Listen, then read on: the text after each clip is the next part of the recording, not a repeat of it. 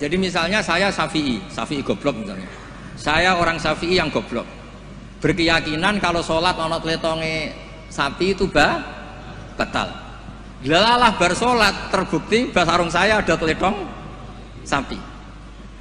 Berarti kan saya meyakini sholat saya tidak sah. Terus ketemu Mbak Idris, serapopo cara madzhab beliau. Lah ini saya nggak perlu iadah, meskipun badal amal. Cocok ya? Lho, buat ini dawe bahasa mboten dawe itu. Wa taqlidu ba'dal amali jaizun. Taklid setelah melakukan amal itu boleh. Falau sholla syafi'iyun dhanna sihhata sholatihi ala madhabi. Summa tabayyana butlanuha fi madhabihi wa sihhatuha ala madhabi ghairihi. Falahu taqliduhu wa yaktafi bitilkas sholat. Enteng ya. Jadi misalnya saya Syafi'i goblok misalnya. Saya orang Syafi'i yang goblok. Berkeyakinan kalau sholat ono tletonge sapi itu batal. Lalah bar sholat terbukti basarung saya ada teletong sapi. Berarti kan saya meyakini sholat saya tidak sah. Terus ketemu Mbak Idris, serapopo cara madzhab beliau. Lah ini saya nggak perlu iadah, meskipun badal amal. Cocok ya? Lho, buat ini dawe bahasa mboten dawe itu. Lho mboten sampean arep percaya sinaune neh maknane nggih. Wong kula mun narik kula sinaune kok kitab ini. Gampang kan? Jadi taklid ba'dal amal itu boleh. Ma kunta tadri mal kitabu walal iman. Wa ma kunta tarju ayyulqa ilaikal kitab. Nabi gak pernah berharap jadi nabi, itu gak pernah. Gak boleh nabi kok berharap jadi nabi terus ambisi, gak boleh. Makanya gak boleh kamu daftar wali kok ambisi, gak boleh. Cuma ini kuotanya banyak yang kosong, ya sudahlah dipaksa-paksa. Ya jalur itu fakir sabar ya bisa, bodoh sabar ya bisa.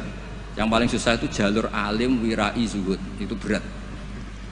Jalur fikir aja kan sudah dapat fikirnya, tinggal dapat sabarnya.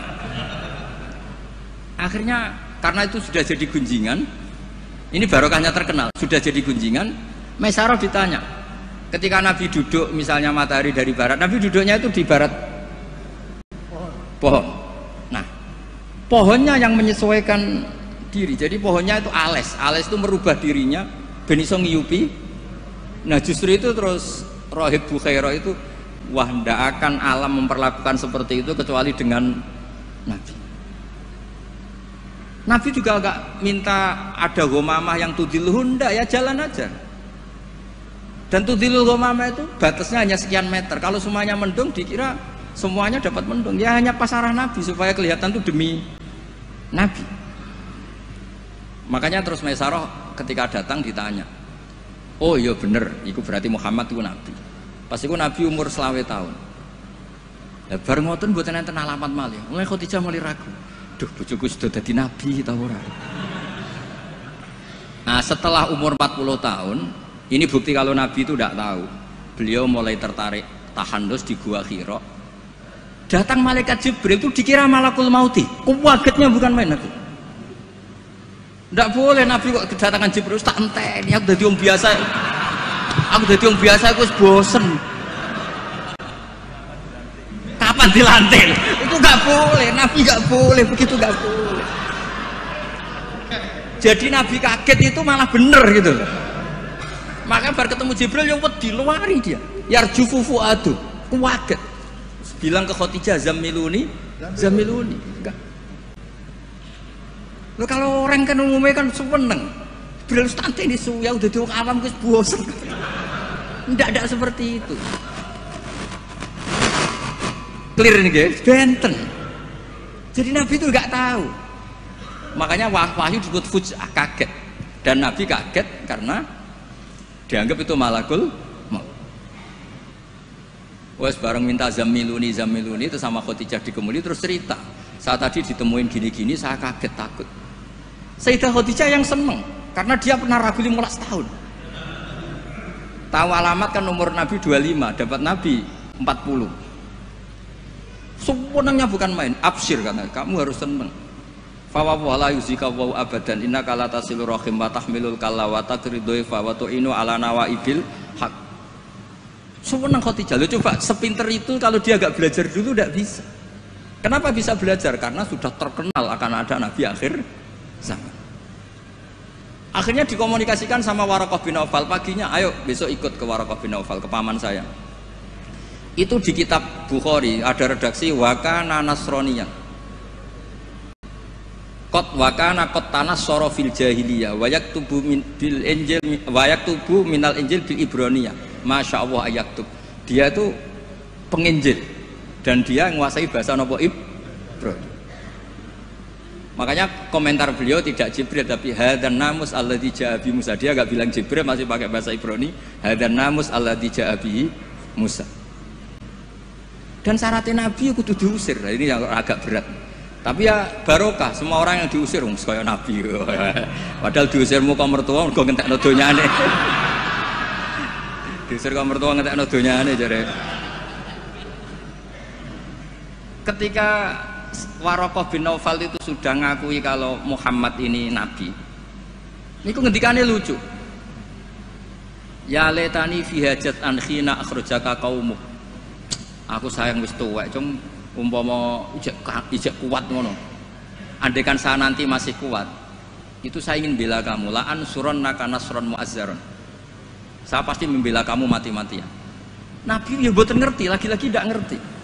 Tapi saya ulang lagi, tidak ngerti yang sifatu madkhin. Nabi ngendikan awamu khrijiyahum. Kalau kiai-kiai sarang, ya maknanya itu khobar muqaddam, mubtada, awamu khrijiyah ana ta iku wong sing ngetono ingsun hum te kaumi. Saya ini Quraisy.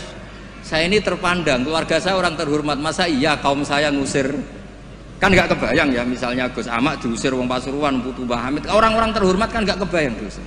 Makanya Rasulullah itu juga GR, masa iya saya ini anaknya Abdullah, anaknya Abdul Muthalib, orang terpandang kok di. Tapi Waraqah bin Naufal ngendikan, "Cung, aku wis tuwek, sayang saya tidak menangi kamu ketika kamu diusir." Lu coba kalau itu nggak ada bukunya, nggak ada referensinya kan nggak tahu. Terus Nabi Muhammad protes, awamu khrijiyahum, masa saya ngalami diusir? Terus beliau ngendikan, tidak ada orang yang seperti kamu illa udiya, kecuali dimusuhi. Wa iyyudrikni yaumuk ansurka nasron mu'azzaron. Andaikan saya menangi itu pasti kamu saya bela. Ternyata akhirnya Nabi diusir dan itu Waraqah tahu, Khadijah tahu. Maka menurut pakar-pakar tarikh, andaikan kita secara ngawur, secara objektif, kadang objektif yo ngawur, mergo terus gak sopan. Kadang objektif yo ono ngawur, mergo terus gak sopan. Awaluman amanah mutlaqan itu pilihannya kalau ndak Khadijah itu Waraqah. Nggak mungkin Abu Bakar kalau kita boleh ngelamak, boleh ngawur sidik-sidik. Karena pertama yang diceritani beliau Nabi itu Khadijah. Berarti awaluman amanah harusnya Khadijah karena pertama yang. Tapi pertanyaannya dibalik, Khadijah pas iman itu rodok-rodok mamang sebelum terkonfirmasi dengan Waraqah. Jangan-jangan Waraqah. Nah, terus akhirnya di kitab-kitab dibak berjanji supaya ngikuti adat-adat ulama. Ya, ngikuti adat-adat madzhabuna semua. Awaluman amanah minar rijal Abu Bakar wa minan nisa Khadijah wa minas sibyan Ali wa minal mawali Zaid bin Haris. Karena ahli sunnah wal jamaah itu gak kepengen objektif tapi ngelamak. Lu mau awaluman amanah mutlaqan kok ono skor. Makanya sekarang di pejabat juga mulai usum kan, pemimpin umum, pimpinan. Mereka kadang sing wakil itu rada izin dadi wakil itu. Supaya terhormat semuanya disebut apa? Pimpinan. Iya, ketua umum terus ketua itu sudah mulai berperadaban. Iya, ketua. Umumnya ketua. Iya. Umumnya ketua. Jadi ini cerita ya. Makanya kitab-kitab ahli sunnah wal jamaah itu nyebutnya itu awaluman amanah minar rijal Abu Bakar wa minan nisa Khadijah wa minas sibyan Ali wa minal mawali Zaid bin Harisah. Andaikan pertanyaannya agak objektif, yang mutlakon siapa? Dari sekian pemenang yang pemenang sejati siapa? Mesti debatnya tuh antara Khadijah dan Waropa. Tapi ngono iku objektif sing ora bener. Susah nganggo hukum adab ya ora usah kecangkeman. Akhirnya tadi awaluman amanah tapi dari kelompok rijal, dari kelompok nisa. Tapi secara logika, wong pertama yang diceritani Khadijah dan ketika Nabi umur 25 nganti direwangi wong Maisarah ya karena sudah. Nah, tapi kalau itu dipakai, jangan-jangan Bukhairah malah panjang lagi kan? Jangan-jangan Nas Turo, ya mungkin. Buktinya orang Raja Habasyah ketika dia dibacakan surat Maryam oleh Ja'far bin Abi Thalib, dia langsung iman. Inna hadza wa ma nazala ala Musa lamin miskatin wahidah. Ini dengan yang dibawa Musa itu dari mata air yang sama, dari sumber yang sama. Kemudian dia juga iman. Daripada geger-geger ngono ora usah ngono, ana minar rijal, minan nisa, minas sibyan, minal mawali. Jadi ahli sunnah itu ulama yang nggak suka objektif kalau itu punya akibat ngelama. Kerepotan. Cara wong Jawa itu kerepotan, ribet. Misalnya ono wali terkenal terus urip ning daerah tertentu, tapi ning kono iku numpang iku lho, Karmen dhisik tanah sing dienggo tanahe Parman. Wali kok numpang kan ya ora enak. Ya cerita ngono iku ya objektif nyatane tenan awal-awale, tapi kono koyo wong drengki kan cerita gitu itu koyo. Jadi sebetulnya konstruksi nubuah itu panjang. Bahkan kalau di kitab Sirah Nabawiyah itu mulai Yaman kuno itu sudah ada diskusi Nabi akhir zaman. Nah, Ka'bul Akbar ini orang yang agak sembrono. Dia itu kitab yang dibaca itu Taurat dan dia masyhur itu kan Al-Hadis Susani an Yasar bin Atha an Ka'bil Akbar saat terusnya ila sifron wahidan karena yaktimu wa idkhiluhus sunduk. Ka'bul Akbar itu menangi Kanjeng Nabi, tapi dia hanya punya dua data, maulidu bi Makkah wa hijratuhu Madinah. Lah dia data yang dia baca wa sultanuhu bisyam. Sentral Islam nanti itu di Syam. Lah Ka'bul Akbar itu tidak menangi kemenangan Syam. Rasulullah itu tidak menangi kemenangan Syam. Sehingga cara dia data ini kurang satu. Makanya dia belum Islam. Ketika Umar radhiyallahu anhu membuka Syam, berarti sudah masuk wa sultanuhu bisyam. Baru Ka'bul Akbar masuk Islam karena menurut dia datanya adalah jenis data yang memasukkan wa sultanuhu bisyam. Tapi data yang di Khadijah cukup tudhilluhul ghamama tuti'uhus sahaib. Jadi yo ribet. Tapi saya ulang lagi, tapi syaratnya Nabi tetap layak rok wa layak tub, supaya nggak ada ingin pelantikan, nggak ingin jaga citra. Jadi Nabi nggak ada propos, nggak ada foto-foto. Ya sudah saya teruskan. Biar ngerti sama nanti kalau suatu saat sama ngaji tafsir, kok ada ayat makun tatadri mal kitabu walal iman, wa makun tatarju ayyulqa ilaikal kitab. Biar tahu betapa Nabi ini ummi yang justru jaga tingkat orisinilitas.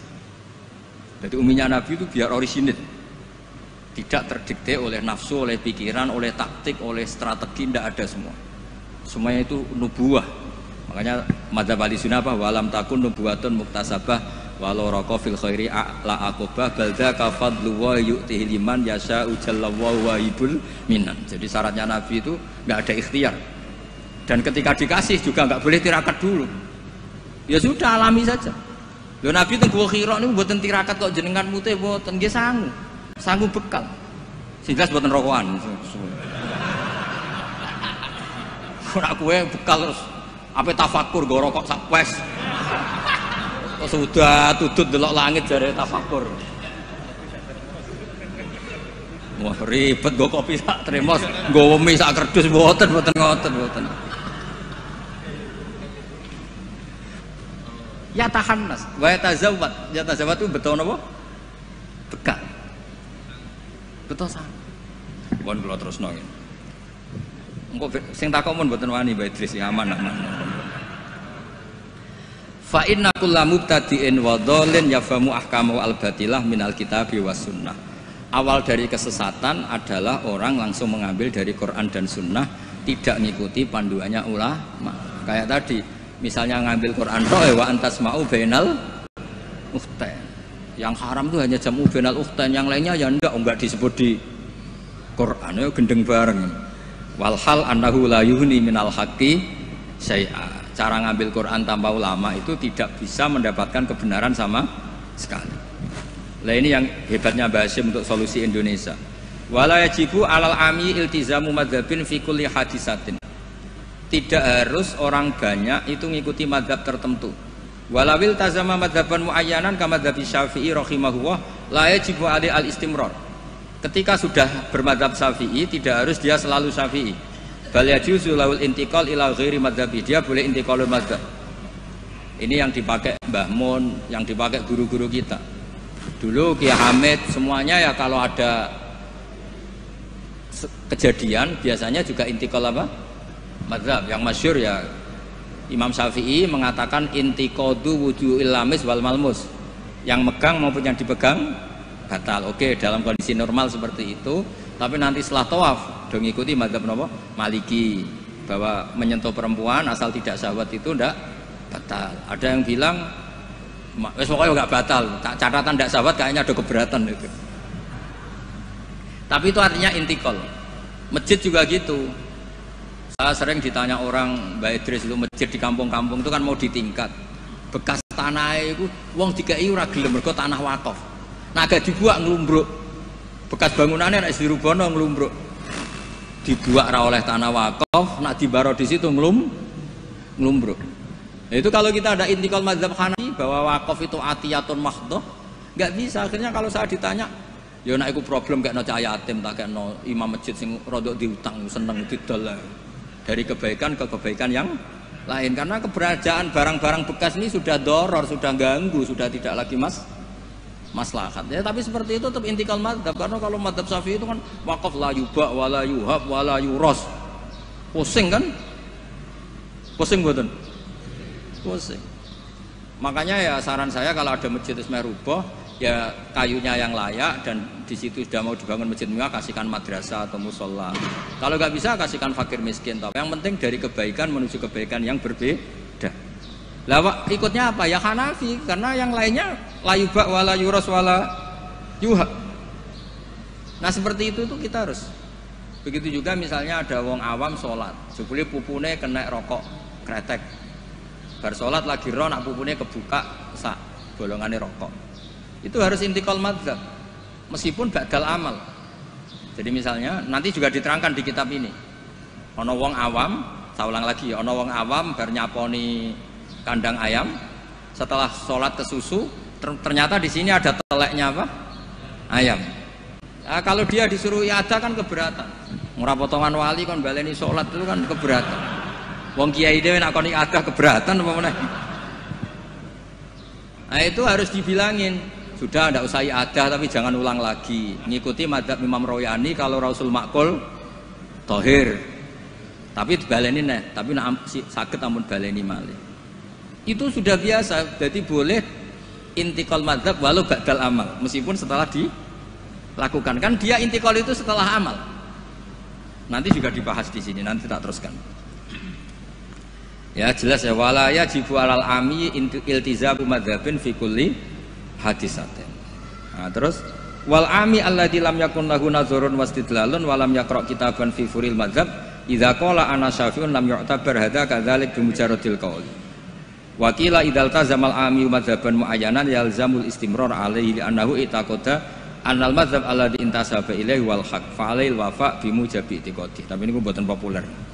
Lah niki walil muqallidi taqlidu ghairi imamihi fi hadisatin. Seorang muqallid boleh ngikuti mazhab selain imamnya dalam satu peristiwa tertentu. Falahu ayuqallida imaman fi sholati dzuhri masalan wa yuqallidu imaman akhar fi sholatil asri. Lah terus beliau ngendikan wa taqlidu ba'dal amali jaizun. Taklid setelah melakukan amal itu boleh. Falau sholla syafi'iyun dhanna sihhata sholatihi ala madhabi summa tabayyana butlanuha fi madhabihi wa sihhatuha ala madhabi ghairihi falahu taqliduhu wa yaktafi bitilkas sholat. Enteng ya. Jadi misalnya saya Syafi'i goblok misalnya. Saya orang Syafi'i yang goblok. Berkeyakinan kalau sholat ana tletonge sapi itu batal. Delalah bar sholat terbukti sarung saya ada teledong sapi. Berarti kan saya meyakini sholat saya tidak sah. Terus ketemu Mbak Idris, serapopo cara madzhab beliau. Lah ini saya nggak perlu iadah, meskipun badal amal. Cocok ya? Lho, buat ini dewe bahasa, buatan dewe itu. Lho, buatan sampean Arab percaya sinau ini maknanya gini. Ungkul mau narik kalau sinau ini kok kita beli. Gampang kan? Jadi taklid badal amal itu boleh. Jadi misalnya ada Lego tanah wakaf yang maslahat. Kadang-kadang kan ada posisi masjid yang zaman Sunan siapa itu strategi. Tahu-tahu kegeru zaman di situ tuh sangat nggak strategi sehingga ini mati masjid ini.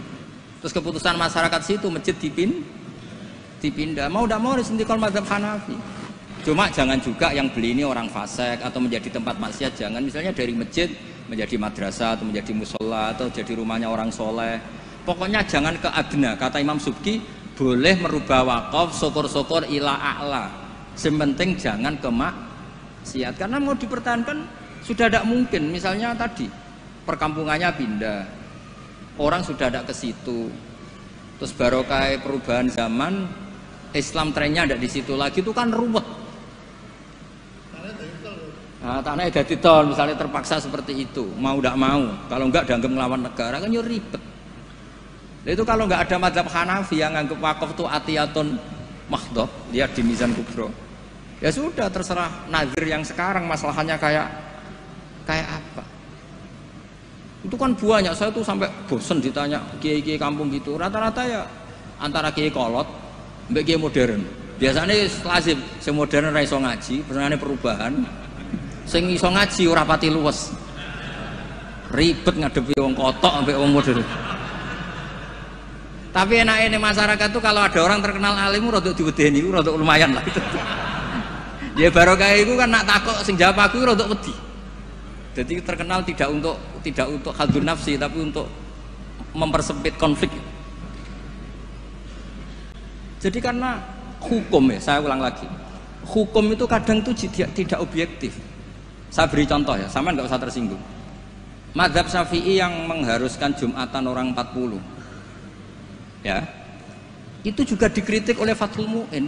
Tidak usah saya, Fathul Mu'in pun kritik. Kritiknya gini, kalau ada orang berpikiran harus iqamatul jum'ah walau biduni arba'in harus diikuti. Bahwa qawiyun pendapat itu juga kuat sebagaimana katanya Imam Bulkini. Orang yang latihan jadi kiai, yang latihan dakwah syarat 40 itu aneh. Loh, kamu kan hidup di Pasuruan, sudah kota santri. Coba kalau kamu hidup di daerah Samin. Wong sing gelem Jumatan wong 10 kok mbok syaratno 40. Jadi agama itu juga diuji di lapangan, jangan nuruti khayal ideal. Imam kudu macane fase, wong sing dadi imam wong iku, sing gelem ya wong iku, isane ya mok ngene iku. Mbok wong ku mikir coba yang nuduhnya ku ideal. Zaman neng Mekah Nabi diuji wong kafir, neng Madinah diuji wong munafik. Padahal ditunggoni Sayyidul Khalqi. Iku pelajaran nak dunia iki ngono iku ruwet. Dipimpin wong paling sempurna ya ono wae masalah. Pemene mbok pimpin kon, kowe wis masalah. Wis ora usah masyarakat kon dhewe wis masalah. Wis go masalah. Loh, saya pernah ditanya. Terus orang yang tidak peneliti itu biasanya membayangkan nggak 40 itu orang di pedalaman Pasuruan, di Bromo, di Tengger, di daerah-daerah gitu. Itu juga keliru. Sebetulnya yang potensi nggak 40 malah Islam kota. Islam kota ngeten Mbak Idris, kalau kasus di Jogja, di Jakarta, saya sering ditanya orang-orang kaya itu, Gus, saya mau bikin Jumatan, tapi orangnya kayaknya 40. Orangnya paling 10 Gus, kalau nggak 20. Tapi nanti 3 minggu lagi paling sudah 200. Itu pertanyaan Islam kota. Nah, karena saya lama di Jogja juga banyak interaksi dengan orang-orang Jogja. Kasusnya itu gini Mas Ebul, kan ada perumahan elit, pengembangan bikin perumahan elit. Itu kan yang langsung ada masjidnya, ada paket, ada masjidnya. Yang datang situ pemilik rumah tok. Ternyata orang elit ini hanya orang 20, yang Jumatan 10, berarti hanya 10. Tapi nanti setelah 3 bulan, supirnya ikut, stafnya ikut.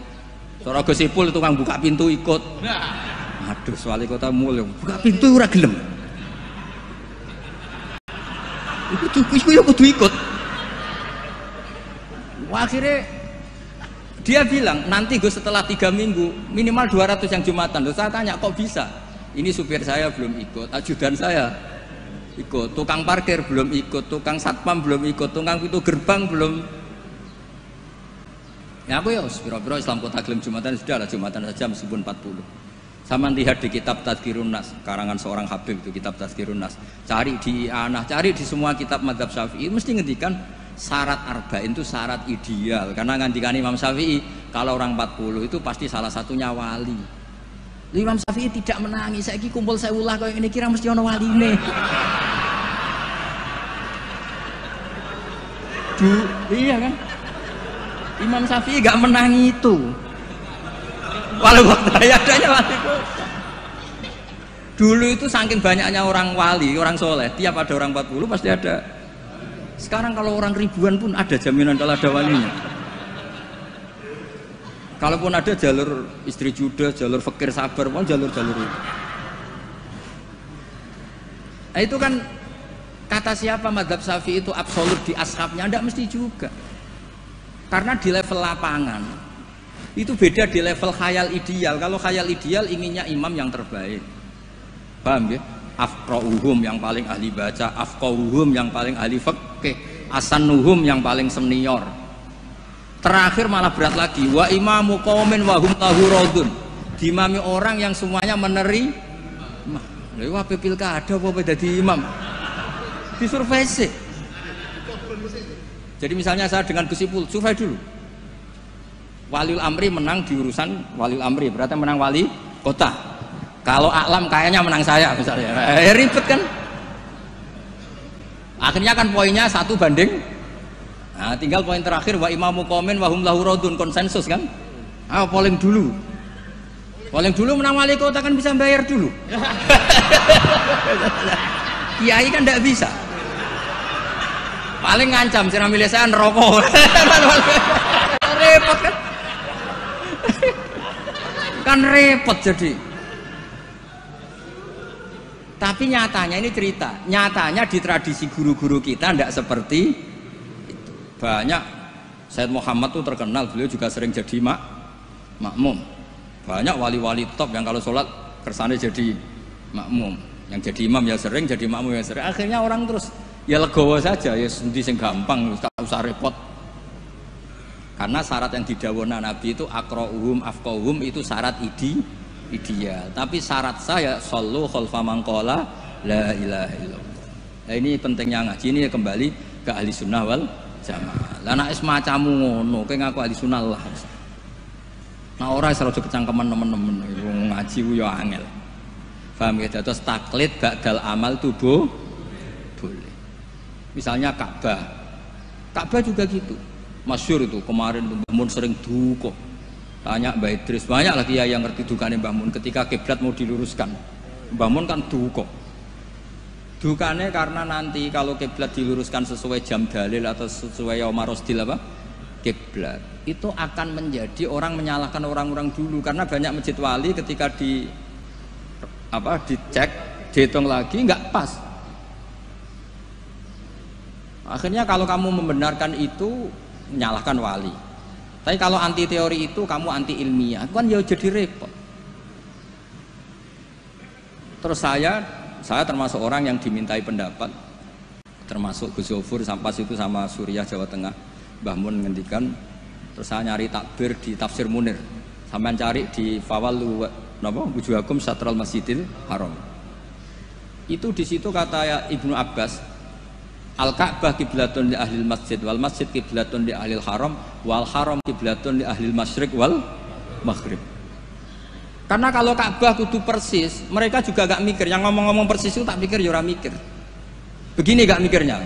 Ndak, ini nyata. Ka'bah itu misalnya luasnya segini. Kan Ka'bah itu kan 16 kali 18 Gus Ibul. Terkenalnya Ka'bah itu 16 kali 18. Anggap saja 18 meter lah luasnya itu. Berarti semua masjid harus pas 18 meter. Iya kan?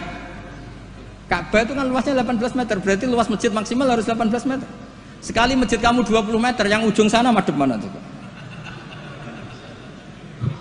Mesle kan? Lah ya kan misalnya ini Ka'bah, ini tak contohkan di tengah. Ini Ka'bah. Terus kamu sholat di sini, berarti ya luasnya harus luas ini. Sekali kamu di sini, madhep kiblat, kan nggak kena Ka'bah sama sekali. Kalau ingin berarti bentuk masjid harus cekung. Iya kan mau tidak mau.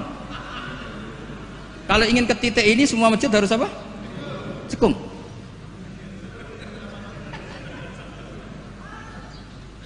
Lah itu pas itu Mbah Mun saking dukane ngendikan gini. Senengane bener Ka'bah. Rumangsamu sing wajib madhep Ka'bah iku mok wong salat tok. Wong mati wajib madhep Ka'bah iku keduki kabeh. Sampai ngerti gini. Betul lho. Saking dukane Mbah Mun. Memangnya yang wajib madhep kiblat itu hanya salat. Orang yang mati pun harus madhep Ka'bah. Keduun kabeh. Iku cek versi kaul qadim kabeh. Ya ini cerita aja, gak usah dilebokno hati, tapi ini ilmu ya. Jadi sampean biar rileks. Jadi beragama itu yang rileks karena inna hadzina matinun. Agama ini sudah sudah kuat. Mboten kuat sepundi ditunggoni Rasulullah sallallahu alaihi wasallam jelas hebat. Ditunggoni sahabat yo mlaku. Ditunggoni wali songo sing wonge pinter-pinter yo mlaku. Yo ditunggoni mudin yo mlaku. Ditunggoni kiai proposal yo mlaku. Ditunggoni kiai sertifikasi yo mlaku. Itu yang hebat bukan kiainya, karena agama ini dijaga Allah Subhanahu wa taala. Mulane kalau kan dadi kiai khusuk teman-teman mboten purun. Rugi. Agama wis dijaga pangeran. Kalau khusuk ora khusuk, bahkan saya jatuh sekalipun hadzadzin tetap matinun. Yang jatuh paling seorang bahak, bukan hadzadzin. Mana kalau nyai wis wantes. Terus cara bapak ngoten. Nyai tenanan goblok-goblok kiai. Kok saged Pak? Lho inal huda wala lha apa tenanan wae mulang ya mulang. Wis wae mulang ya mulang. Mbah Mun ngandani saya juga gitu. Kowe nak mulang wis mulang ae, aja geman kepen minterno santri, demen kecewa. Wong kula mulang mulai dhisik nganti saiki sing goblok ya pancet goblok. Lah sing bakat pinter mboten kula ulang lah ya wis pinter. Lah ini terus prestasine kiai ning ndi ya ora roh. Ya ikhlas niku, makanya agar sekali gak ikhlas wis gak duwe prestasi. Jadi monggo matur kula niku agama iku matin itu kuat. Nggih, Assalamualaikum warahmatullahi wabarakatuh.